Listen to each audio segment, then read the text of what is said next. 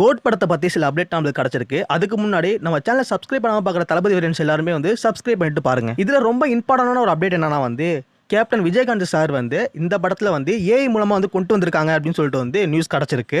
இவரை வச்சு லேட்டஸ்ட் ஒரு நியூஸ் ஒன்று போயிட்டு இருந்துச்சு. அதாவது செகண்ட் சிங்கில் வந்து நம்ம ஏஐ மூலமாக வந்து நம்ம விஜயகாந்த் சார் வந்து ஆடி இருக்காரு தளபதியோடன்னு சொல்லிட்டு ஒரு நியூஸ் கிடச்சிருந்துச்சு. அது டோட்டலி வந்து ஒரு ஃபேக்கான நியூஸ் வந்து இப்போ கன்ஃபார்ம் ஆயிடுச்சு. படத்தில் ஏஐ மூலமாக கொண்டு வந்திருக்காங்க மட்டும் தான் நியூஸ் கிடச்சிருக்கு. ஆனால் வந்து செகண்ட் சிங்கில் ஆடுறாங்கன்னு சொல்லி எந்த ஒரு நியூஸும் கிடைக்கல. பட் அது டோட்டலி ஒரு ஃபேக்கான நியூஸ். இந்த படத்துக்கான செகண்ட் சிங்கிள் வந்து ஜூன் மாதம் வரப்போன்னு சொல்லிட்டு வெங்கட் பிரபு வந்து அஃபிஷியலாக ட்விட்டரில் ட்வீட் போட்டு சொல்லியிருக்காரு. அது மட்டும் இல்லாமல் இந்த செகண்ட் சிங்கிள் வந்து ஒரு ரொமான்டிக் சாங்காக இருக்கும்னு சொல்லிட்டு வந்து நியூஸ் கிடச்சிருக்கு.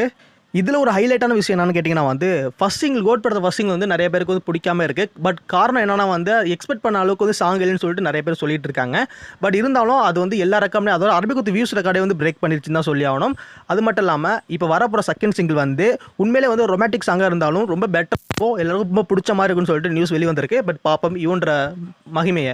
நிறைய பேருக்கு இருக்கிற ஒரு டவுட் என்னன்னா வந்து இது என்ன ஜானர் மூவியாக இருக்குன்னு சொல்லிட்டு நிறைய பேர் கேட்குறாங்க. பட் நிறைய பேர் வந்து செகண்ட் லுக் போஸ்டரை பார்த்துட்டு வந்து இது சயின்ஸ் ஃபிக்ஷன் மூவியாக இருக்குன்னு சொல்லிட்டு முடிவு பண்ணுறாங்க.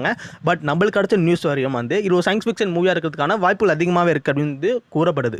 நம்மளாலே எதுவும் வாய்க்கு வந்த மாதிரி எதுவும் சொல்லிட முடியாது. பட் இருந்தாலும் வெங்கட் பிரபு என்ன பிளான் பண்ணி வச்சுக்காருன்னு அவருக்கே தெரியுமா என்னன்னு தெரியல. ஏன்னா அந்த அளவுக்கு வந்து இம்பார்ட்டண்டாக இந்த மூவி மேலே ரொம்ப எல்லாமே ஆர்வமாக இருக்காங்க. பட் இந்த மூவி வந்து ஒரு வித்தியாசமான ஜேனல் இருக்குன்னு மட்டும் நல்லா தெரியுது. எல்லாமே எதிர்பார்க்கலாம்னு தோணுது எனக்கு.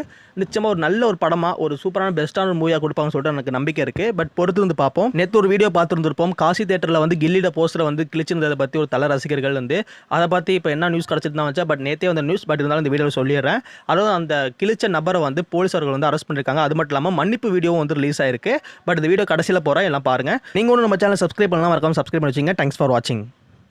காலைல 11 மணிக்கு நான் பசங்களோட காசு தேட்டருக்கு படம் பார்க்கலாம் வந்தேன். தீனா படம் பக்கத்திலே கில்லி பேனர் இருந்தது. ஒரு ஆர்வத்தில் பசங்கள்லாம் சேர்ந்து அவனுக்கு கூட என்ஜாய்மெண்ட் பண்ணுறதுக்காக கையில் பைக் கீச்சன் வச்சுருந்தேன். அதை வச்சு நான் கிழிச்சிட்டேன்.